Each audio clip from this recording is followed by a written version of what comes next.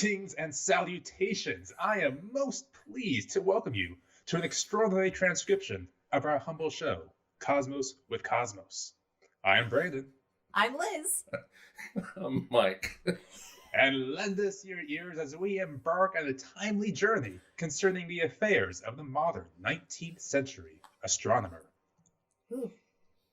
Yeah, so this episode, you can't tell, we're going back in time. And we are looking at astronomy as it was in the 1800s, kind of focusing on the early 1800s, mid and a little bit late as well. It's a wild time because it's the roaring 1800s. Yeah, the roaring 1800s. You know, they get science and astronomy just close enough to being right, but also wrong. But so not right. It's absolutely wonderful.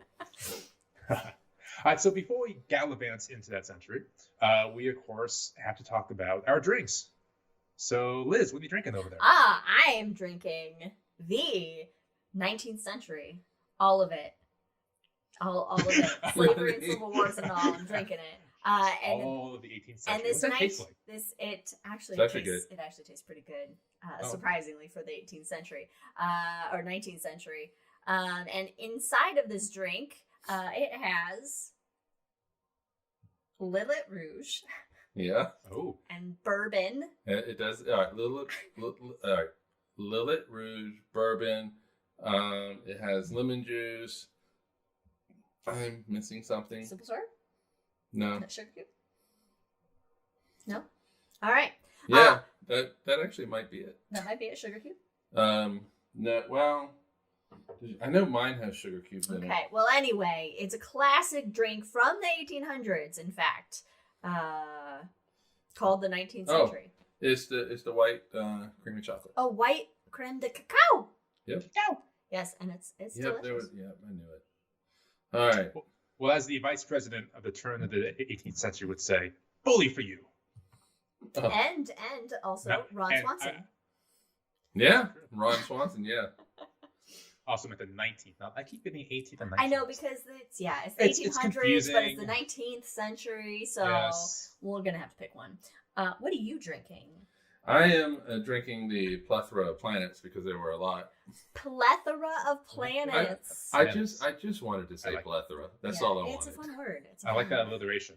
Huh? Plethora of planets. And it has bourbon and was it Peychaud bitters, along with a few sugar cubes, and you have a absinthe coated glass. Absinthe coated glass. We got some absinthe just for the 1800s. Yes. Now I do have a glass of absinthe over here, but we'll see how well that goes. Bourbon and whiskey were very popular in the 1800s. Oh God, yeah. Oh yes, everything was bourbon and whiskey. In fact, Brandon, what do you got? Whiskey, as a matter of fact, was called the American wine. Oh. Fun fact. Mm-hmm. I was just watching the documentary on Prohibition from Ken Burns, and got all the fun details about that. But in any case, I'm drinking the Anti-Fogmatic, which was a drink in the 19th century, and it kind of did two different things, from my understanding. It would help clear your head after a hangover with alcohol. All right. And it was a drink for bad weather. So the Anti-Fogmatic. Oh, okay. Nice. What's in it? It is. Hold it up a little bit higher. It's just American wine. Okay, so it's just. But I may make an addition here live on air. For Mike was talking about the Sazerac earlier, and I have the ingredients of the old-fashioned in here, but I may add my own share of absinthe to it. There we go.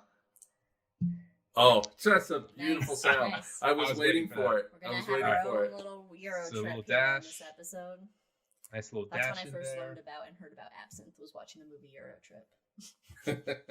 Oh, there's that black liquor smell. Yep, that fennel. And I'm not going to mix it because, I have a mixer on me right now, so I'm just going to go with it. Go with it, man. So, cheers. Yeah, here we go. Cheers. I do like your 19th century drink. Cheers. It is good. Cheers, everyone out there. All right, so with the drinks out of the way. Hold on. Jack is drinking course. a current sun tea that should have had another couple hours in the sun. But you know what, Jack? It still sounds good. My dad he would take his iced tea in the big the thing with the little spout at the bottom, and he'd have it sit outside and brew his own tea, and then he'd put it in the fridge, and then I would go in the fridge, and I would go upside down, and I would do That's how you have to do it. And I would drink the tea. That's the only way to do it. Tea into my mouth. Yeah. Let's see. And podcast mom. She's got her Earl Grey, hot. Excellent. Hot. And podcast sister has a mango cider. Nice. Ooh, mango cider sounds delightful. By the way, Katie, tell Adam that I had one of those beers that he brought over when you guys were out for spring break, and that stuff was good, but it was thick. It was like a dark bourbon barrel aged dark beer. It was rich. Well, anyway, photon. I can't speak today. Major photon. Major photon mm-hmm. is 192. Wait! No! We have to introduce the idea of major photon. It's been 3 years. So what did we do? What is its purpose? Wait a minute. Did we not do that while everybody was listening anyway? Not during the show. Not this time. Oh, okay, so it was just us. It was just us. Yeah. We were just talking. Okay. What audience? No one needs context. All right, go ahead. I'm sorry because you wanted to know, so I calculated it, even though it's going to be. All right, introduce major photon. An AU wrong now. Reintroduce. Reintroduce, yeah. So Major Photon was a character, a concept we introduced back in 2020. And we just wanted to know, for example, how far a photon would get from the sun during a show. So, in 2 minutes we reach Mercury, 8 minutes we reach the Earth, 33 would reach, Jupiter, things like that. But then we kind of kept Major Photon going throughout space. And so once in a while for the first year, we would check in on it and see how many millions or billions of miles it was away from the sun. But we kind of let Major Photon linger. So we haven't checked in a very long time. Linger. Sorry. All right. The cranberries. Oh yeah. Zombie. on Zombie Day. On Zombie Day, yes. So now from March 22nd, 2020 to today, Major Photon has gone how many miles? Well, it has gone 1,113 light days away, which is 192,327 at this point AU, the distance between the Earth and the Sun. And hold on. Hold, brothers, hold. It is. Oh God, that's a big number. How do you read that? Hundreds, thousands, millions, billions. 17,886,355,200,000 miles away. But that was as a few seconds ago. Okay. So it's not even further now. Yes. Wow, it's really gone out there. 17 trillion miles. So it has it technically officially left the sun's influence? Because it's nearing Alpha Proxima at this point. No, it's only yeah. I mean, it would be So it's outside of the boundaries of the solar system. It's beyond the Oort cloud. Yes. It's beyond the Oort cloud. That's crazy. 3 years. Man. You go, little photon. You got it. Oh, Major Photon. Jack says the green fairy, Le Fée Verte, has hit you already. Yeah, and I've only had one sip. Yeah. All right, let's go back in time, Brandon. Let's get to what astronomy was like in the 1800s. Yeah, and we're going to go even further back in time. Like I had introduced social media and promoted certain people in the podcast before we start the show. So, for example, make sure to follow us on all the things. On Twitter at Drinking Cosmos, Instagram Cosmos with Cosmos. Yes. Promote stuff. It's going the speed of light, Mom. She asked how fast it was going. It's going the speed of light. That's why they call him Mr. Fahrenheit. Doesn't matter.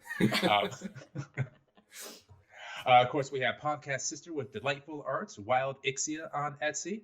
Of course, Braun Proctor, who has our introduction to the hangover music at MrProctorShow.com. And the shop of the shop. I really thought he was going to put it in his mouth, the pipe. And, of course, Jack over there in Iowa at Rolling Bluffs Planetarium.com. Get the best planetarium in Iowa. Roll on into his dome. Bam. In. Nice. And, of course, we do have rules for the podcast as well. Anytime Liz wants to skip a section, take it down. Anytime you hear a puppy bark, which may happen, there are multiple puppies at the Cosmos HQ. 4 puppies. 4 dogs. Anytime Only 3 of them bark. But in a month, there'll be 2. Yeah. Oh, and then there were 2. Any Star Wars reference, take a drink. That may be difficult, as this is now a podcast set a long, long time ago. And, of course, any Lord of the Rings reference, take yourself a drink as well. So with that, I believe it is time to venture back in time. And as they would say in the Wayne's World, I guess I'm holding this. Yeah, you like to hold it. You're good at keeping track of stuff. All right. So one of the big questions in the 19th century, the 1800s, is what does the universe itself look like? What is the universe? How big is it? Is it just that big Milky Way? What's going on? Yeah. So I kind of want to start with the shape of our understanding of the universe. Okay. It's weird to imagine the universe with a shape. I will put that out there first. Even I got that. You know, because it's just like a Pringle. That is the current known shape, right? Yes. Like a saddle, like yes. a horse's saddle, which is weird. And I can't think about it too long, or else my brain starts melting a bit. It folds in on itself and gets very confused. Yeah. So I mean, what were people thinking the shape of it was? Because I would assume people are thinking about the Earth and stars, and that they're spherical, so they're thinking our universe is spherical as well. Right. So at the turn of the century, the best known shape. You had your mom at saddle. I had my mom at saddle. Right. Yes. I was thinking the same thing. Really? I'm paying attention now. Can we write it? Ride the Universe. Oh, we're writing it. All right, I'm sorry, Randy. Go ahead. No, that's the name of my next album, Ride the Universe. Metallica might sue you for that. It's a little too close to Ride the Lightning. I don't know. Oh, Ride the Universe. Ride the, it's 2 words. You can't. Yeah. Well, in any case.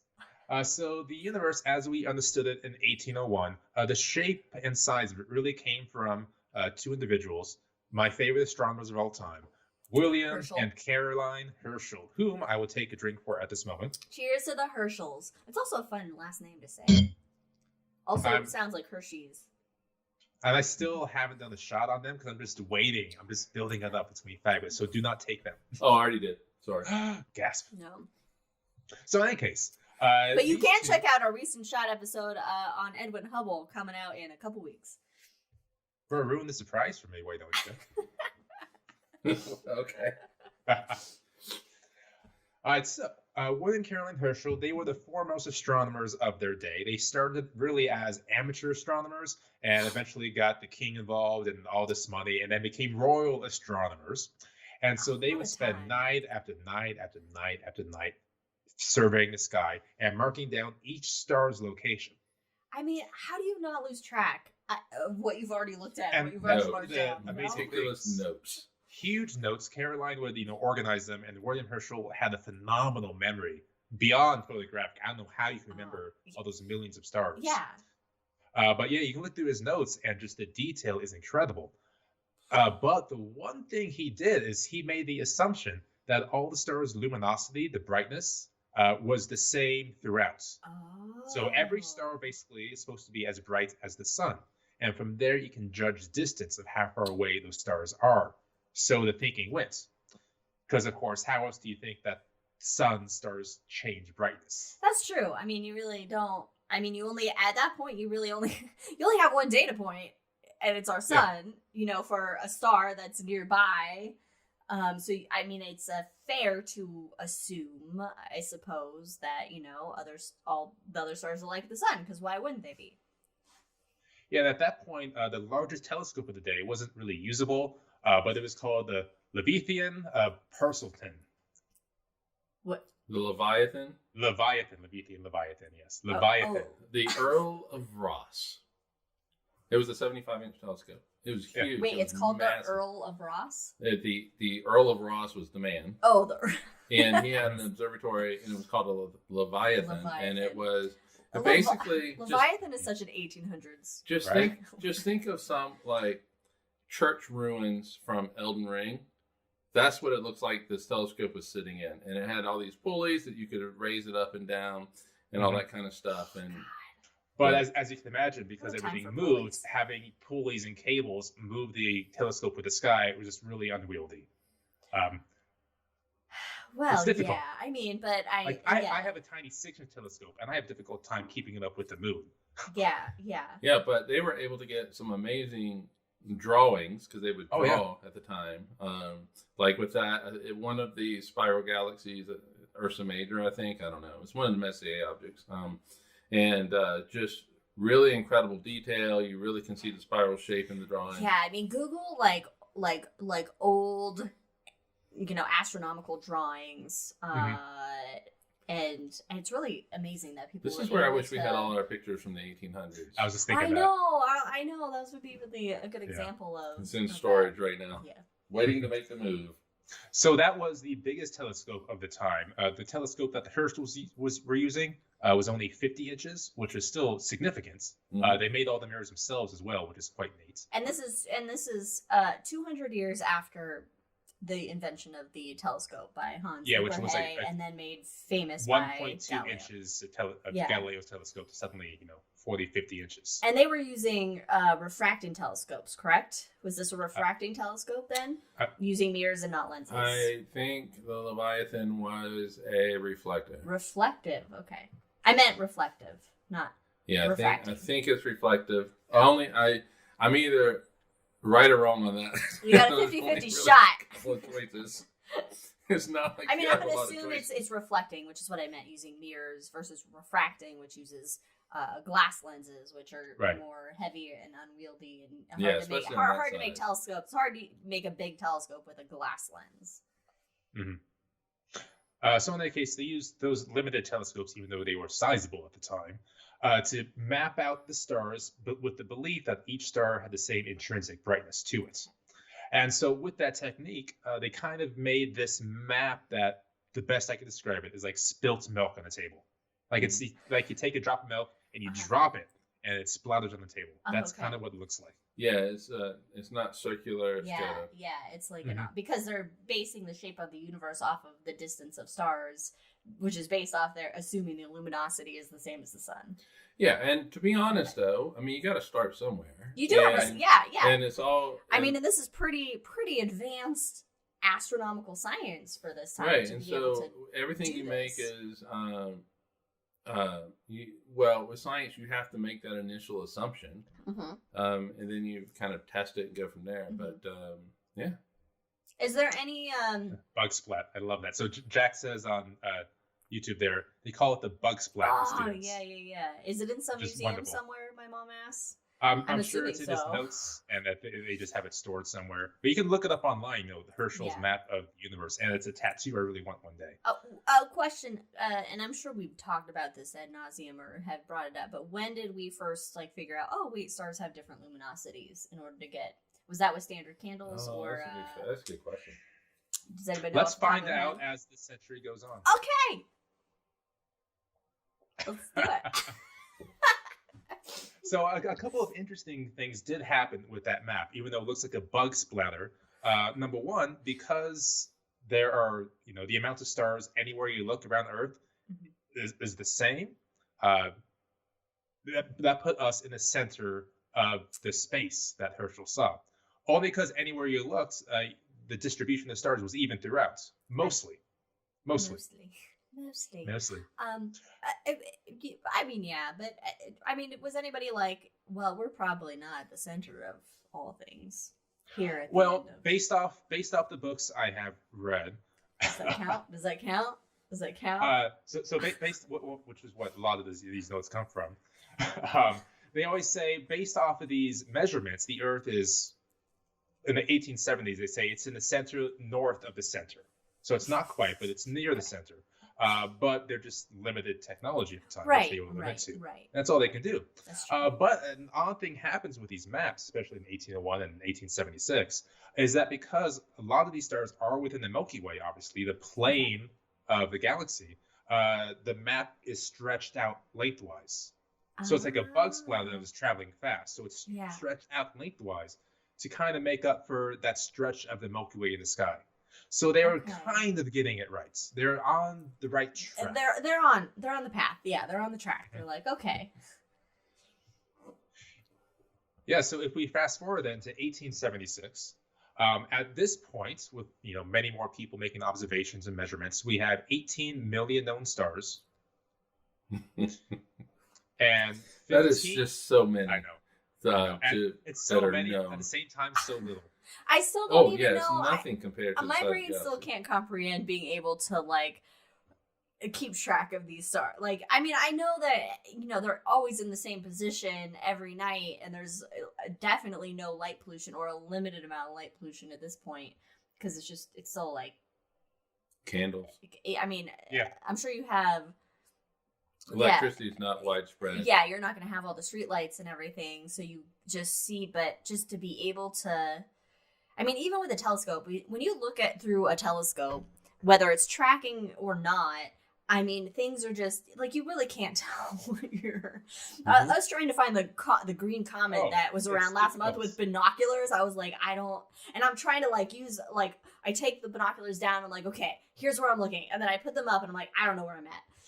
Sometimes it's difficult to find the moon with a telescope. That's the easiest thing to find. Yeah, right? So, I mean, this is really a feat for these people to, spend their nights just looking at the sky and trying to and actually get, this many stars cataloged. And they're not, 18 million. There's 18 million known stars. 200 to 400 billion in the Milky Way alone. Yeah. And so 18 this million. is a fraction, but also It's a fraction of a fraction. This is cataloged with just people looking at the sky and being like boop boop boop boop, marking dots down. 18 million little data points. And depending on this curious, a lot. So when I say 1876, I say a specific date because I'm referring to a book called The Elements of Astronomy, written by the guy who co-discovered helium and founded the magazine Nature. Oh, that's fun. Co-discovered helium. Brandon, where did he discover helium? You mean on Earth? Or he was looking at the prominence of the sun? Yeah, so helium was discovered on the sun before it was discovered on Earth. Wait, it was discovered on the sun before it was that's discovered? Why it's called helium. And then we were like, helium? And then we were like, hey, let's put it in balloons and then breathe it in. Well, we and had to make our find it. voices all funny? We had to find it on Earth first. But yeah. How did we find it on Earth? Spectra. Where do we? It was I forget. I believe it was a Frenchman. Prospect. Maybe it was an Italian. Hopefully Federico's not listening to this. Who was observing some kind of, crack within the Earth and looked at the spectra of it and noticed that the spectra lined up with the same spectra they saw in the sun. There's helium. Yes, and just as a refresher for everybody, that each element has its own spectral fingerprint, basically. Mm-hmm. Wow, that's pretty amazing. Yes, helium, Helios. Who was one of the major people with spectroscopy to be able to measure that light in stars? William Herschel. Oh, okay. So in any case, if we fast forward to 1876, thanks to the book, of the 18 million known stars, 15 million of them lay close to the Milky Way. So that band of strip. Okay. So basically, most of them are on the plane of the Milky Way. Yeah, which makes sense because in their mind, the Milky Way and the universe is synonymous with each other. Right, and this is well before we figured out about different galaxies and it's getting to the point where people are starting to question. This is the known universe, but there's an object, at least a couple of them, that appear to be so far away that it may be outside of it. But there are some people that refute that. So, for example, the Dumbbell Nebula. Yeah, the Dumbbell Nebula. The Dumbbell Nebula, yes. So at this point, we had ideas as to what nebulae were, and we'll talk more about that later. Mm-hmm. But the Dumbbell Nebula in particular was believed to be so far away, it lay outside of the universe, they call it, outside of the Milky Way. Okay, so at this point, the universe is basically the Milky Way. Yeah, again, we go back yes, that the Milky Way is the universe. Okay. And it's funny in the book as well, they surmise that there may be other universes. You guys have no idea. Oh my God, it's so great. It's so, and this is not, historically speaking, this is not that long ago that we're the Milky Way is the universe. At this point, the National League was founded in baseball, so this is not that long ago. Jack says, so much helium was found in a deposit under 5th Avenue in NYC. It was quickly claimed by Rowland Macy. Nice. Rowland Macy. I will pronounce it Rowland. Okay. So getting back to 76 and the shape of the universe, because we haven't talked about the shape yet in 76. We haven't. So at this point, because 15 million are in that band of the Milky Way, it is believed that the thickness of the universe is small compared to its length. So they're already getting that there is a Milky Way and a shape to it that it's not that thick, but it's incredibly long. So you can see they're getting inching ever closer, and it's absolutely fabulous. And again, this is where they believe the stars are mostly evenly distributed, but the sun and the earth sits a little bit north of it. What are we laughing about? Yeah. I'm trying to not be a middle schooler at everything you're talking about. Okay. What am I laughing about? No, just everything you're talking about. Continue I'm trying on. not to be a middle Continue schooler. on. I'll let you think about the phrasing of what you were saying. Oh my God. Just continue on. Didn't Herschel discover Uranus? I got really. This is a I got family really. show. All right. Anyway, continue. Yes. I would be that crotchety old professor, like, why are they laughing? So the shape of things we draw penises everywhere, right? The shape of universe is things, the shape of Liz, penis. are not that thick, but quite long. Okay. Thank you. So that brings us to the sky, the night stars. The night sky. The night stars. Night sky, yes. So we know there are roughly 18 million stars in the universe, as we know in 1876. In 1876, 18 million stars. Cool. And they, of course, have different colors.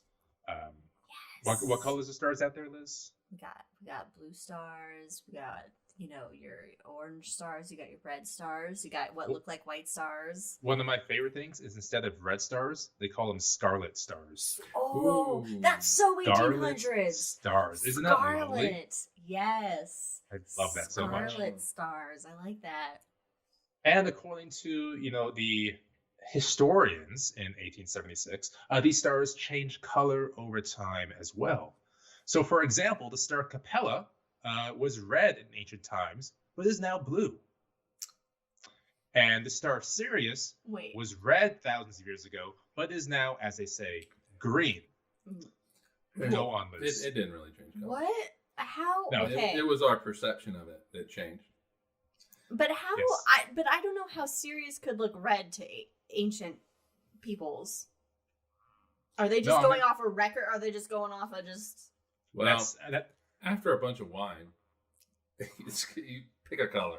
After a lot of American wine. Well, I'm just thinking like for Sirius, I would think that like the ancient Egyptians or the Greeks, they want to record it as being red.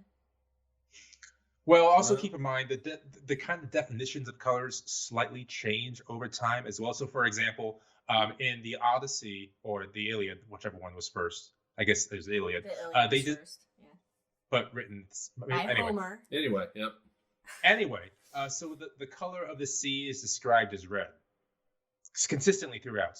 And it's clearly not the case because the sea is not red. It is. But maybe bluish. that was just like a writer's, No. So there are multiple instances as well of the sea being described as a red color. So even the definitions of colors have changed. So I think in this case, it may have been red, but was always probably. But blue. it was always blue. Yeah, okay. It takes extraordinarily long, as we know now with the HR diagram, for stars to change color like that. It's not going to happen in the course of 1,000 years. Yeah, and for example, for Sirius, it's a blue giant. It will eventually. Will you notice it turn red as it goes through its life, or it will just supernova? Because it would because Betelgeuse is going to supernova. Yeah, it's going to supernova, but still, these are. You're talking long time. Yeah. So okay. That's just interesting that I never knew that there was such a disparage in color. Discrepancy. Yeah. Thank you. Discrepancy. That's the word I was looking for. In color. Yeah. Between things that have been the same color since time immemorial because their lives are so long compared to human existence. Well, yeah, but I think the problem is that we assume that people 2,000 years ago defined colors the same way that we define colors. Okay, that's fair. That's fair. Yeah. We see things. You can even say the problem is like 200 years ago we think that. We feel like that. We just feel like obviously everybody's seen the same things. thing. Sees things the same as we see them. Okay, I got you. Yeah. Oh, and just as a side note, the sun puts out most of its light in the color green, but it does not appear green from your backyard. Interesting. Yep. Oh, I wish it was green. All right. Anyway, continue on, Brandon. So in 1876, we knew that stars changed color based off historical evidence, and the modern day, which is not right, but then it was. But also, it changes sizes. We'll talk about that in a moment. Why does this happen? They say they do not know. They have complete ignorance. Okay, and they're I would assume that they're confusing their definition of size with like maybe luminosity. Correct, because Tycho Brahe, the new Don't star, Psycho. Not from the 1800s. No, a couple centuries before that. Tycho Brahe's the observation making of a new star in 1572. Well, in his notes, he described a star going from white to yellow to red with an incredible change in brightness.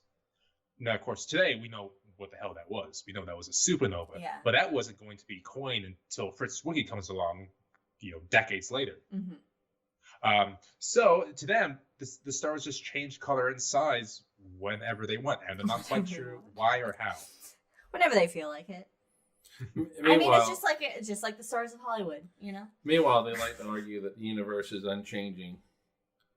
Anything out beyond our atmosphere is unchanging, but clearly it is. As Aristotle would say, maybe that changing actually happened within the Earth's atmosphere, because the Earth's atmosphere can change, clouds and lightning, things like that. It's true. But I think we were a little beyond Aristotle, 1876. Just a tad. Yeah. Just a tad. A couple of years. Though, I mean, Aristotle has a pretty strong influence still. It's weird how much of an influence that Aristotle has when he was so wrong, but it was the first steps into tiptoes into modern science. And even in these 19th century books, he's mentioned, because of course Kepler's mentioned as well in Kepler's pursuits of planetary harmony, the harmony of the spheres. Mm-hmm. So even now, even in the 19th century, you still have the impact felt of the ancient Greek philosophers. Right. Yeah, I mean, you could argue he set us back a long time. Well, we like everything to be in nice, neat little spheres. What's that? It'd be nice. We like everything to be in nice, neat little spheres. Well, I mean, it really would be nice, but we have OCD as a species. But there probably is a multiverse universe somewhere that has little spheres. Everything is in spheres. There could be. Anyway, I'm just thinking about. Bring us back, Brandon. Bring us back. All right. So those were the stars of the 19th century. But of course, in the sky there are things other than stars, such as, let's go with nebulae. So nebulae, of course, it's a Latin word signifying a cloud, which makes a lot of sense. If you look at the Orion Nebula today through a telescope, it looks like a green cloud just hanging in blackness. Gorgeous. Mm-hmm. Please go see it somewhere and observe it. I mean, it's amazing. I remember the first time I saw it. I still remember the first time I saw it through a telescope. Where were you? I was in my astronomy class at Arizona State West University. Okay. We went out to the dark area in the desert, took the telescope. Like, holy fucking shit. It was Alamo Lake State Park for me when we took telescopes up to Alamo Lake State Park in Arizona. The Melton Observatory on the University of South Carolina campus in Columbia, South Carolina. Mm-hmm. But these were telescopes that were far stronger than they had in 1876. Yes. Had better resolution, I'll say, not necessarily stronger. So, for example, as the telescopes grew in strength in that century, they could look through at these nebulae, and they would be resolved as mostly clusters of stars. Okay. So they kind of figured that all these nebulae are just star groups out there. Okay, yeah. Yeah, different distances away. But in 1876, they figured out that, quotes, a true nebula is a mass of glowing or incandescent gas rich in nitrogen and hydrogen. Oh, wow. But nothing else. Just hydrogen. How did they get the nitrogen and hydrogens? The spectroscopy? I believe that is the case. Hydrogen would be easy enough to see. Yeah. Actually, so for those of you on the podcast here with video, my book from '76 has a fold-out of spectroscopies. Yeah, so And of course. Oh, look at that. Look how cool that is. If you're listening on audio only, look at our YouTube channel and you can see that. Yeah, so it has the sun's spectra, Aldebaran, Orion's, nebulae 37H4, and sodium. And I guess, and you can see the individual lines pointing at hydrogen, iron, nitrogen, magnesium, iron, sodium. It's quite cool. That's amazing. Yeah. Okay. That's cool. So we knew there's some gas involved because we can see the spectra there. But in the late 19th century there, we kind of figured out there were 5 types of nebulae. We have the irregular nebulae, which is like the Orion, which at the time was also known as the fish mouth nebula. Oh. Because with the resolution that it had, it kind of looked like a fish mouth. Okay. I've never heard that. Don't you ruin our nebula, man. Don't you do that. That's our nebula. So the fish mouth nebula was in the regular nebula, as was the Andromeda nebula. Oh. It was in the same class as Orion. The Andromeda Nebula in the 1800s. Okay. And then you had the ring and elliptical nebulae. And then you had spiral. What's the elliptical nebula today? Is that the helix? The helix nebula? Possibly. Okay. Well, of course, the ring nebula is easy enough to know. The ring nebula, yeah. And then you had the spiral or whirlpool nebula. The whirlpool nebula. Yep, and that comes from the galaxy they were seeing that looked like a whirlpool. They called it just a nebula. Which today is known as the Whirlpool Galaxy. That's correct. Planetary nebulae and nebular surrounding stars. What? Wait, hold on. What was the definition of planetary nebula back in the 1800s? I didn't see a definition. It was just listed. Okay. I'm thinking that the ring nebula looks sufficiently different from like a spherical thing like you would get with planetary nebula. Mm-hmm. Because the whole idea behind the planetary nebula is it looks like the disk of a planet through a telescope. Okay. So it's going to be circular. Mm-hmm. So I'm thinking the ring nebula probably is not. It's not the ring nebula. Is not so. It's not today's ring nebula. Probably not. Yeah, and so that's why I ended up getting into this elliptical. Interesting. Category. Okay. That's my thought. I don't know how true it is or not. So my mom asked, no question is a dumb question, Mom. What do you look through to see the spectra? I would suppose. Yeah. Do you see that through the telescope? Basically, the light passes through a prism. You have to separate it out. So look at Jack go. It's called a diffraction grating. It's like those glasses they give at yeah. I never got glasses at a fireworks display. If you remember your chemistry classes in college or high school, they was like the beaker or pipe, like that. It's like the ones at the toy store. You could put the toy store ones on and look at the lights, and you can see the rainbow coming off of them. And, so you get the spectrum. And that was my favorite. Actually, that was my favorite lab that we did in my astronomy lab when I was in community college. For my astronomy class, was the spectroscopy lab, where we had basically tubes of various gases. And then we would put on the glasses and look at them through the light. And through the glasses, you could see the absorption lines. And then you would use a chart to try and figure out what gas it was based on the absorption lines that you were seeing through the glasses. Absorption or emission lines? I don't remember. One of them. But... Well, they're very different. I just thought it was really cool that you could actually see... And then you could look at it. If it's a dark band and a continuous... spectrum, they are absorption lines. Yeah, it was absorption lines. Okay, yeah, so, it was absorption lines. But if it's individual lines, then it's an emission line. Yeah, and so they do that. They do that to see to basically look at the fingerprints to say, okay, what is in this, and they can tell based on either the absorption or emission spectra exactly what is in there based on kind of the different wavelengths of light that are either absorbed or emitted. Essentially. And we still use that in science often, all the time today. Yeah. Mm-hmm. In your readings of for this, did they say how they at the time how they understood absorption and emission lines? So I didn't have any emission examples, but with absorption, I'm assuming it would just be example after example, seeing the same thing. No. I meant what creates it. So fundamentally, you need quantum physics to understand. Oh, They didn't have really quantum what- physics in the 1800s. Exactly. So, were there any statements as to how these arise? nothing that I saw. I'm sure they do. And after the show, when I sober up, I can look through these 150-year-old books. I don't want to do it right now for obvious reasons. Only Brandon has 150-year-old books. Oh, that's well. it's like the youngest book I have. All right. So in any case, I mean, combat- but that comes from Newton, though, right? Spectroscopy. Well, no. You need quantum to be able to describe it, and so. But to be like, oh, this element. Oh yeah, no, that would could You potentially use go a back to Newton. I don't know. prism and separate the line right? out. You Yeah, have the full understanding of why, not necessarily. The why they don't know, they go, oh, that just is, oh, that's that. Yeah. So. Yeah, that's the ethereal package of the unknown. All right. Okay. Sure. All right, so going back to 1876 here. So these different type of nebulae, because at their understanding, most of them were compact stars extraordinarily far away. This is where the debate begins about, is the Milky Way the universe, or are there objects outside of the universe? Oh. Yeah, so saying if there are this many stars compact together, they cannot be as close as we think they are. They must be further away. Mm-hmm.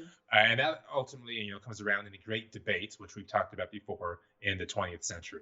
But this was just the tease, if you will. The of inklings, the understanding. little... The inklings, yes. The inklings of Wait a minute. the universe is far more vast than we could possibly comprehend. Mhm. But for right now, 20 million stars. Wow. Give or take. I Give or mean, take. and we're focusing largely on people that were in the northern hemisphere. Oh, yes. So you could get a completely different set when you're in the southern hemisphere. Once you get so far below the equator, you don't see things in the northern and no. hemisphere.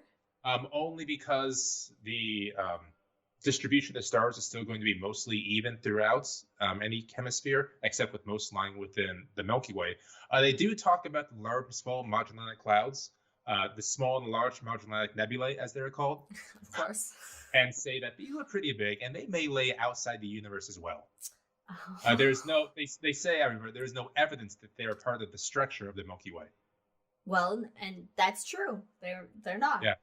Yeah, so they're just on the right path. They just don't quite have the right technology. Yeah. Oh That's it. gosh.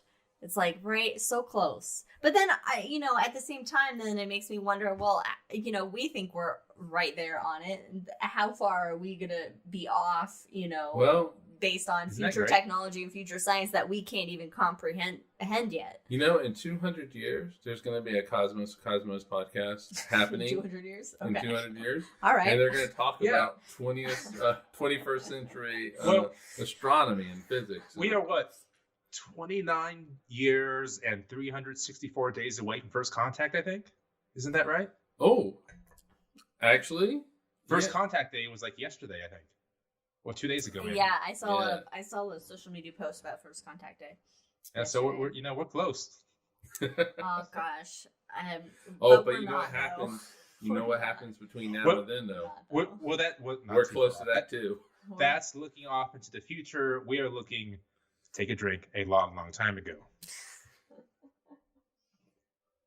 Because up next, we're going to talk about our understanding of planets in the 19th century. So at the turn of the century, We've just been focusing on stars. Jeez. I know we're not even at the planets yet. We have the a whole fun stuff. universe to focus on. Oh, I thought you were going to talk about the sun next. Oh, I was looking at time. We can go back to the sun if we want to. Oh, you know what? Everybody is enjoying this. Let's talk. We're enjoying it, which is really what matters. Well, you're in charge, so you do you, man. All right. So going back to so we talked about the nebulae, the cluster of stars, mostly as understood, and the stars, all 18, 20 million of them. But there is, of course, one star much closer to home that we can study a little better, the sun. The sun. Hooray. And thankfully, in the 19th century, we understood that the sun was a star, unlike many adults who would vote in Treehouse Adventures. Yeah, I'm very disappointed at. Okay. You have to explain that reference. I mean, Yes. So when we were in the planetarium together, we'd have a children's show called Treehouse Adventures. It was the most adorable thing. Kids loved it. I thing. We loved it, did. and it was great.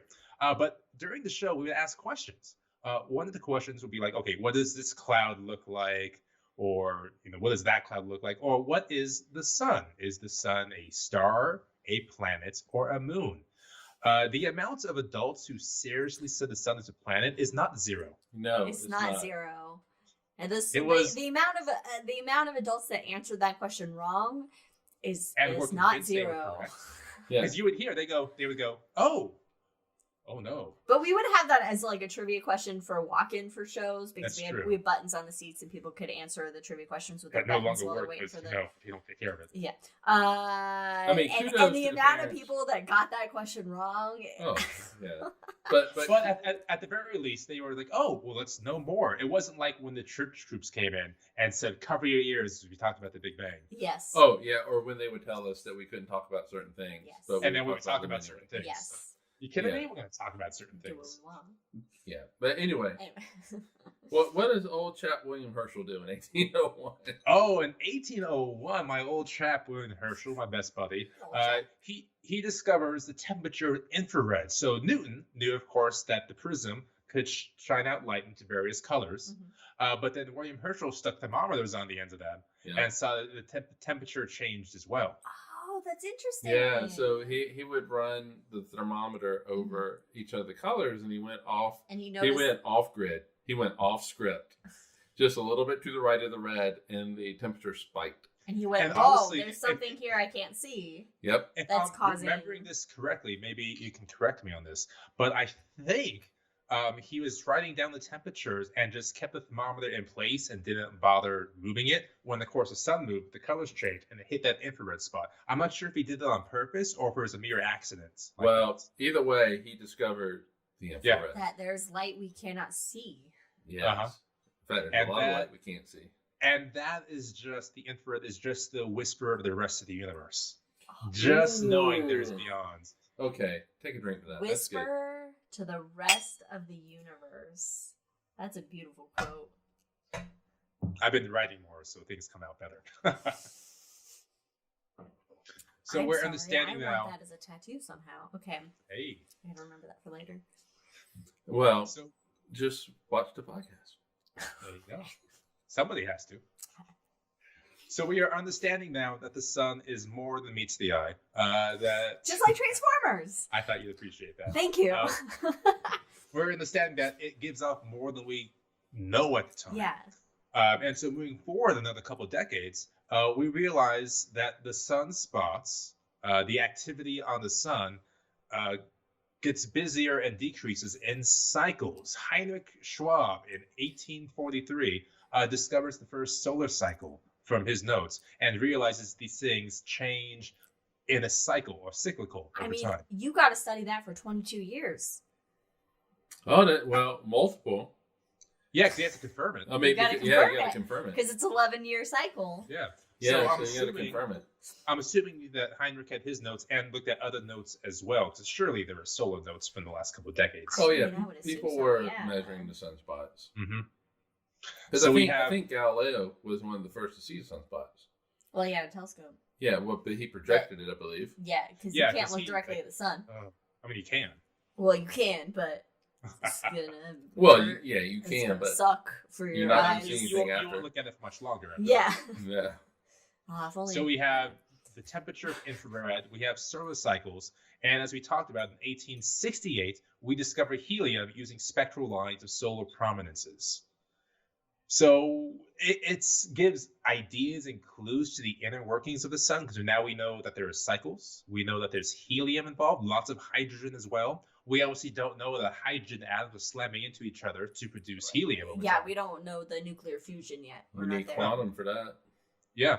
But again, you can see how once you kind of put these things together and figure it out, like, okay, there's lots of hydrogen, a little bit of helium, and all these lesser elements in the sun, that maybe they just, combine over time, and that's that. We don't, which is why at the turn of the 19th century, towards the 20th, they were thinking, well, we kind of have all this stuff figured out.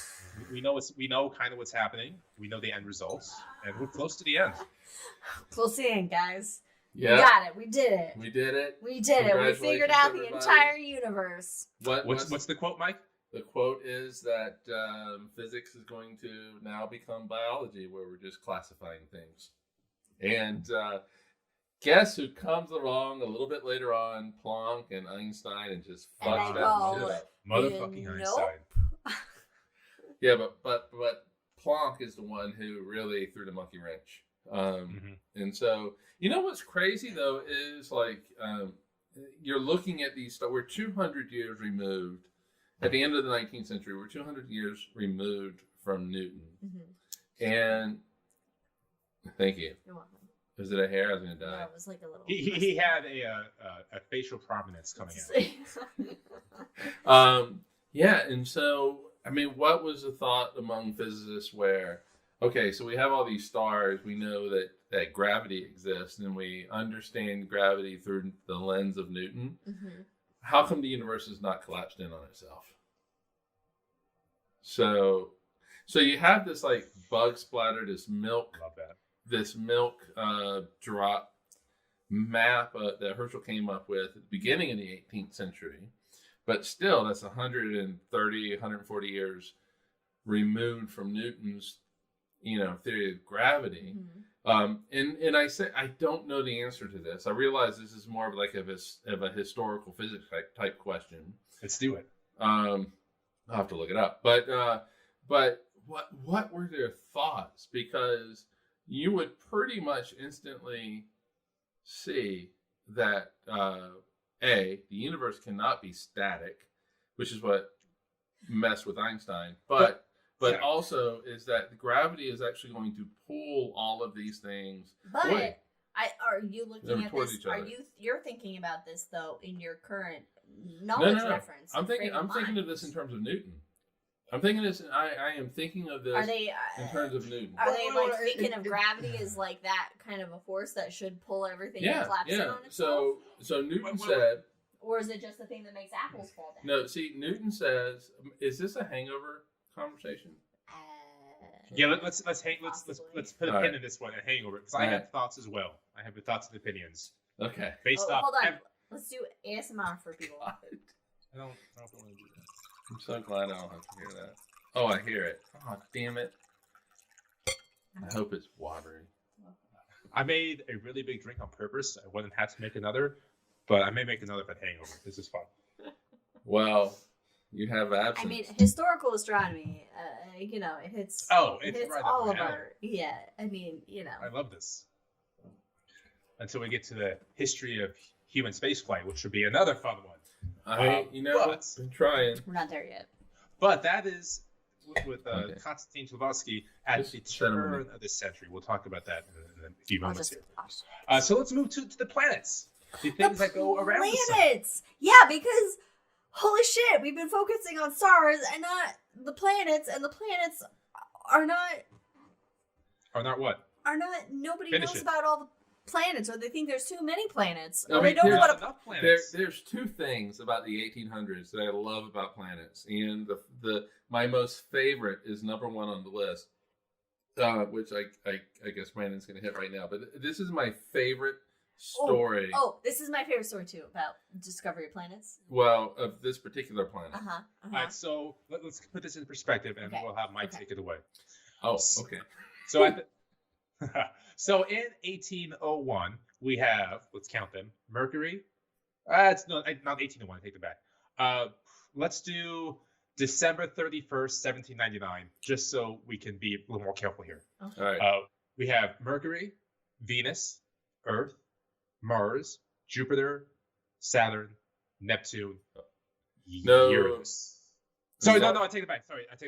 Uranus, just Uranus. Why did I say Neptune first? I got excited. All right, yes, there you go. Uranus. Those are the 7 planets. So no Neptune, just the Uranus in there. Yeah, it ends at Uranus. Or Uranus stops. But let's be historically accurate. And at this time, it didn't have its official name.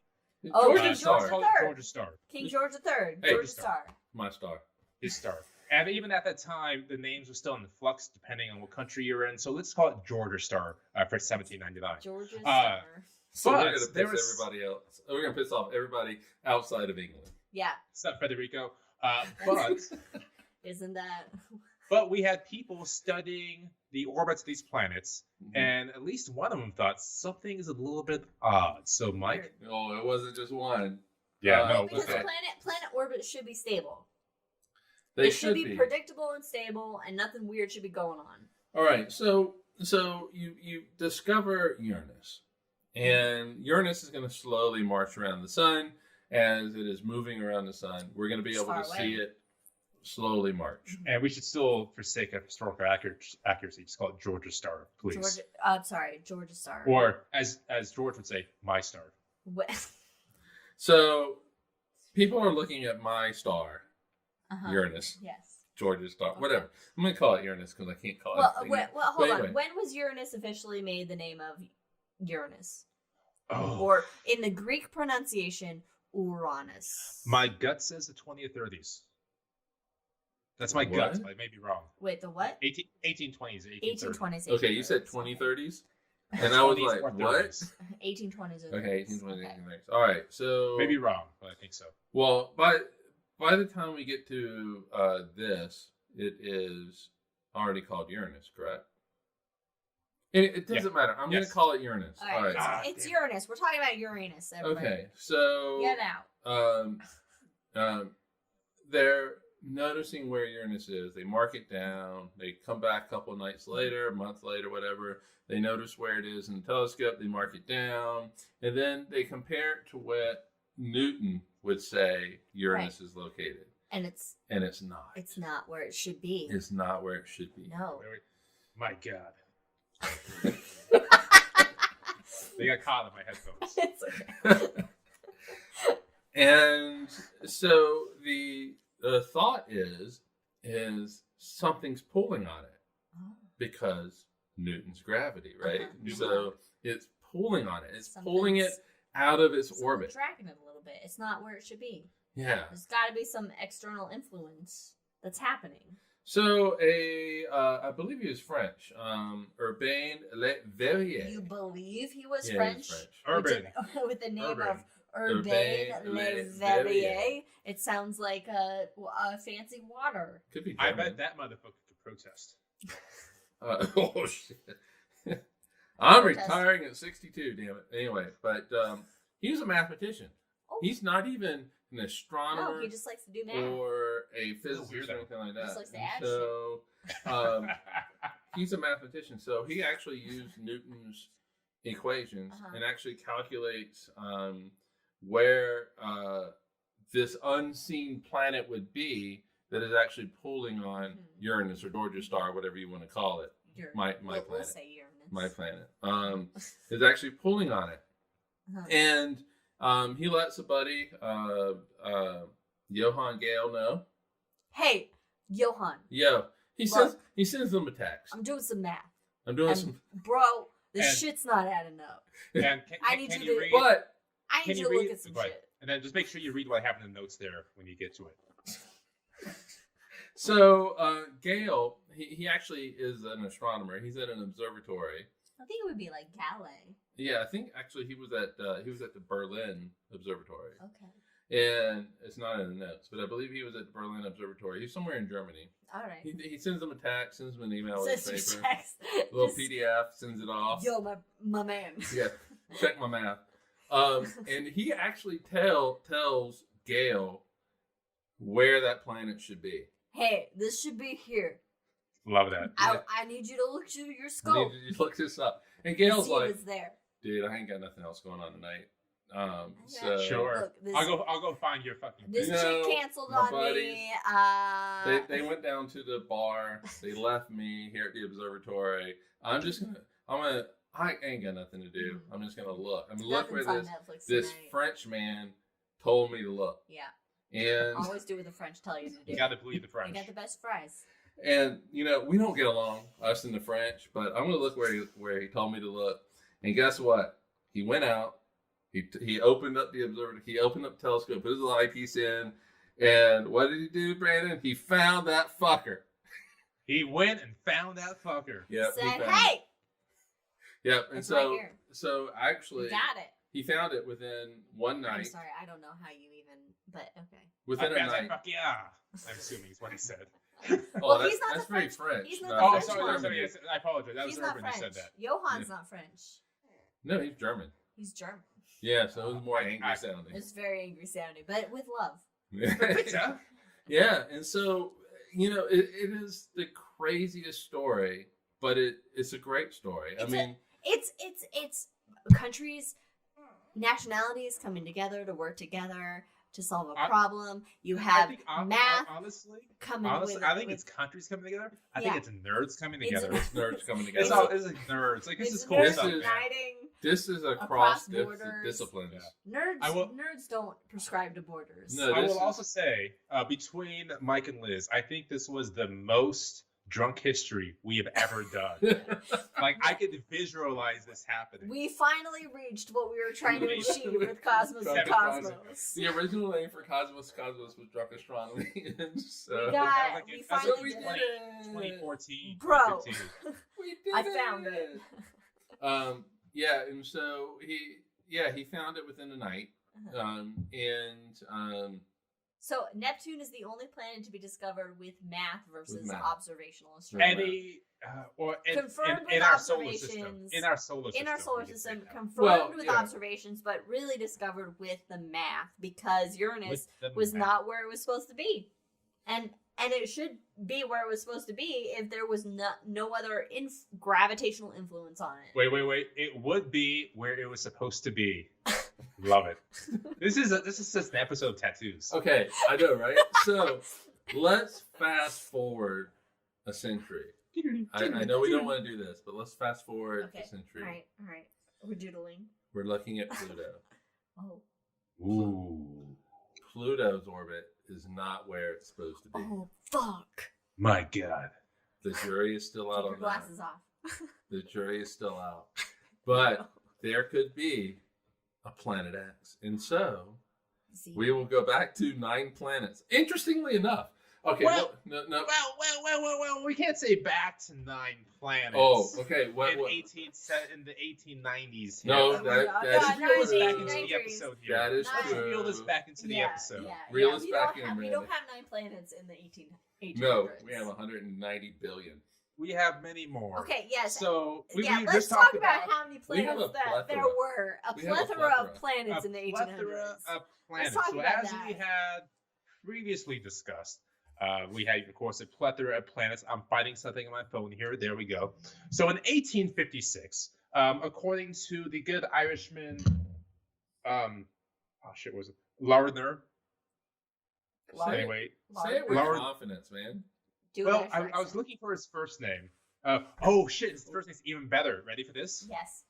Dionysius Lardner. Dionysius? Formerly professor of natural philosophy and astronomy in University College London. Dionysius You is know an what? Irishman? That's the name of our kid. It's going to be Ooh. Dionysius Dionysius? Davison. I just- What, the god of wine and basically party?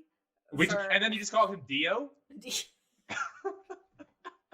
And his middle What name are we is Ronnie doing James. with this podcast? Dio, As Ronnie you James, take a and drink. George Davison. All right, let's come back here. So according to Dionysius Gardner here, in 1856, he says this as it's a matter of fact, there are 33 known planets in the solar system. 33. 33. Of course, we have It's a long Mercury, line. Venus, Earth, Mars, Okay. and then between, of course, Mars, Jupiter, and outside of Uranus as well, we have Ceres, because Pallas, Neptune Juno, hasn't been Vesta, discovered Astra, yet, has Heb, Iris, Flora, Metis, Hygienia, Parthenope, Victoria, Eugenia, Irene, Pneumonia, Psyche, Davis, Psyche. Mepone, Fortuna, Massilia, Fortuna. Lututia, Calliope, Thelia, What Phoebus, accent are you doing? Oceania, Persephone, Euterpe, Persephone? Bellona. No, it wasn't Persephone. Oh. Amphitrite, Urania, Eurysthene, Pomona, I'm sorry. What? Polyenia, Leucothian. He's just making up What names at this are point. these? Are these moons? Yeah. Those are. What did they end up being? So those were, as described in 1876, 20 years later, as small planets, which dwarf planets, asteroids. So These are during just that time- asteroids. So you'll notice Yep. in the start of this section, I specifically said not 1801. I backtracked. I said 1799 Okay. because I believe it was January 1st, 1800, we discovered the planet Ceres. Okay. However, it was described, and then William Herschel, my boy, took a look at it and found it was only a couple of 100 miles wide. And so he said, no, it's not a planet. He called it, this was new at the time, he created the word asteroid. Wait, Herschel created asteroid? Welcome to my boy. Old chap. Old chap. Wow. I mean, wow. Okay. But what's funny, though, is that we don't actually get a definition for a planet until 2006. And even that definition is shitty. It's a shitty definition. It's, what?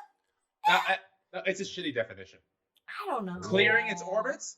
No, its orbits? Spherical and clearing its orbit? I mean, hell, the Earth's barely spherical and has not cleared its orbit. Okay, hold on. That's the hangover topic. Hangover topic. Okay. Oh boy. Okay. Oh man, Right, guys, so now, I hope you don't have any was Eastern planets. We should never have higher planets. Now let's move over to 1876, where we have the definition. The categories are 8 large planets, of course, Mercury through Neptune at this point, and 97 small planets. 97 small planets. And they call them large planets and small planets. And of course, now we have 18. Which is what the fuck we do today. Which is what dwarf planets are. They're small planets. They're just not big enough to clear their orbits and become spherical. Well, some are spherical. And I like the 18 moons as well. That makes me happy. Yeah. Okay. So Earth was one. They've got the 2. Asaph Hall's got the 2 for Mars at this point, so that's 3. So and Deimos. Yeah, and so Jupiter and Saturn and Uranus and Neptune are breaking up 15 moons at this point. Hey, wow. You know, when I graduated from high school, I think Uranus at this point only had 1 known moon. Oh, it has 27 moons now. Everybody, for context. Yeah, when I graduated from high school, Jupiter had 18. And it has, how many moons does Jupiter have now? Is that like 91? Yeah, it has more than Saturn now. Has more than Saturn. Come on, Saturn. What are you doing? It's the biggest planet. I mean, it makes sense for it to have the most moons. Yeah, but I don't know why, but I really want Saturn to have it moons. has the rings. Saturn already has so much going Thank for you. it. All right, let's bring this back here because we are now we get a lot of time here. All right, so we have 97 small planets, 8 large, 18 moons. So one of my absolute favorite things about any old astronomy book written before 1950, 1955, I would even say. Oh, okay. Is the idea of where is life in the solar system? How it is my favorite topic. Were people thinking a lot about life in the solar system at this in the 1800s, or? Well, if Earth is a planet and we have planets out there, and these planets, according to their observations, have atmospheres and clouds and oceans and polar ice caps, they're thinking life. As a matter of fact, as late as the 1920s, some astronomers, one astronomer who got published somehow, thought that the oceans on the moon, the seas, Sea of Tranquility, the mare, they thought they were migrating insects. Oh God! For God's sake! Fabulous. But I mean, now it's just tardigrades, but.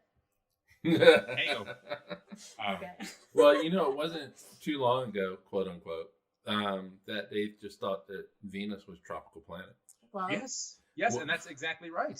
They saw that Venus had this nice thick atmosphere with clouds on it, and because it's closer to the sun, they had reason it's probably a tropical planet. They didn't factor in the sulfuric acid rain. No. So up until the 50s, didn't know it at the time. No. Up until like the mid 50s, they thought Venus would be the place to look for life on the solar system because of this tropical atmosphere. 1950s. 1950s. 1950s. Yeah, but that's not far away. We know nothing. I'm gonna throw it out there right now that even with all we know now in the year 2023, the future that the Jetsons have with flying cars that are not a thing yet, that we basically really probably most likely know absolutely nothing. No, we know 1% of the actual truth of the universe. I completely agree with that statement. And I'm being generous. But what I like about 2023 versus 1876 or 1899 is that we know enough to understand the tiniest amount, but to also understand that we don't know anything. Okay, that's true. that we know enough to say that we don't know. And I think that is actually really good with physicists and astronomers now, where we don't say the asinine comment that we are pretty much at the end of all things. Yeah. Take a drink. Yeah. Here. I'm gonna hit this. Hit it. It's not. I think my iPad's dead. Okay, anyway, everybody take a drink. Too dead. Take here at the end of all things, physicists and astronomers in the 1800s were like, we're at the end. We know everything. Now we become biology and we're just classifying things. Whereas in 2023, you actually do have, it's so late now. I know. Here in 2023, you do have like physicists and astronomers who say that A, we don't know, and B, there's nothing wrong with saying that statement. Because there's not. I actually think it's better to say that we don't know than it is to say that we know. And to assume, making an ass out of you and me, that we know. I'm gonna take us home. So as we would say, as we are understanding the universe more and more, we're understanding it less and less, which is absolutely correct. Mm-hmm. But as we are searching for life in the 1850s or today, we can still appreciate the fact that we ourselves are simply a way of the universe to slowly know itself. Oh, well done. Let's take a break then. All right. I'll take it, and then I'm going to wrap us up. Okay. Oh. Got a full clink there. All right, so I'm going to wrap us up in the fashion that I like to do. So talking about life in the 1870s, the inner solar system could be teeming with life. At that time, they believed Mercury had a thick atmosphere, which is weird. It does they had thought, and it's true, that Venus has an extraordinarily thick atmosphere. It does.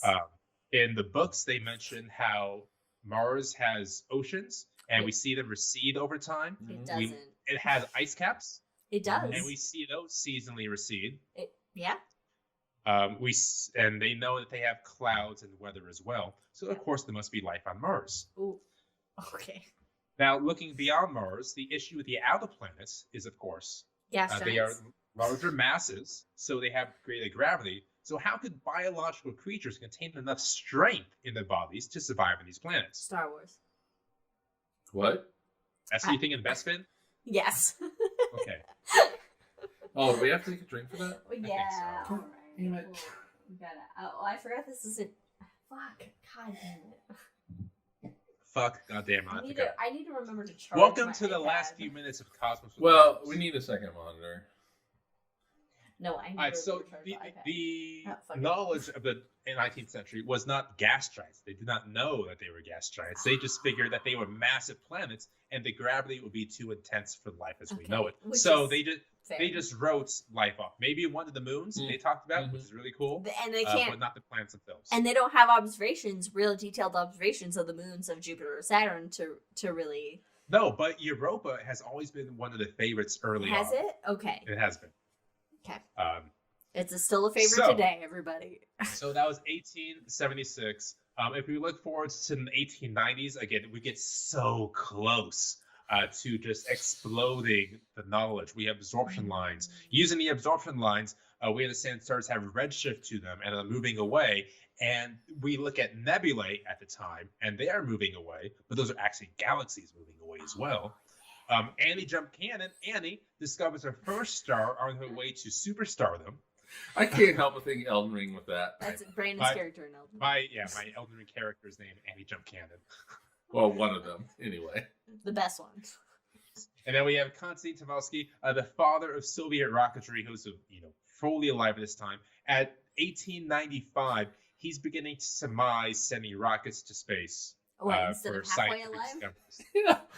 Fully alive. Fully alive. Fully alive. Instead of... Wait, by fully alive, he's not like 4 years old. Okay. Dude's like in his 30s. All right. Okay. He knows what he's talking about at this point. He's fully an adult. Fully an adult. Okay. And he's already thinking about sending rockets to space, which Robert Garler will join him shortly. And then, of course, 1903, what happens? 1903, is that the miracle year? Yeah, 1903. 1903, we get the miracle year, and everything Mr. Planck. changes. Mr. Planck, everything changes. So at the start of the century, there are 7 planets. These nebulae are groups of stars. A lot happens in a whole century. Yeah, who could have thought? So at the start of it, 7 planets, groups of stars. We have the universe known as the Milky Way, and maybe things lay outside of the universe. Maybe. Probably not, though. At the beginning, They just but weed at out the there. end, we have the rumblings of the great debate, saying whether the Milky Way is the universe or if the Milky Way is just one cog, one brick in the wall, if you will, of everything else. Well done. Pink Floyd reference. Oh, wow. Okay, anyway, continue. And then we have the idea of absorption lines, emission lines at that point, discovering what elements are on stars, to Max Planck just like a decade later. Planck, thank you. Not even a decade later. It really goes from observational science to theoretical science. And really quick. I mean, it was really quick. That's exciting. If we did this episode on the 20th century, it would take 5 years. Oh, that really is true. Especially if we... It would take this entire podcast length we've been doing. Honestly, I feel like... based on 20th century, human history is basically like, we know nothing for the longest time, and then all of a sudden... And then we have inklings, we have thoughts, we have ideas. It's like, like little percolations, and all of a sudden it's like, BAM! We're able to, like, figure some shit out. I mean, okay, so when Liz and I went to a liquor store yesterday to buy the absinthe, and the guy was like, so you're going to rewrite modernism now. And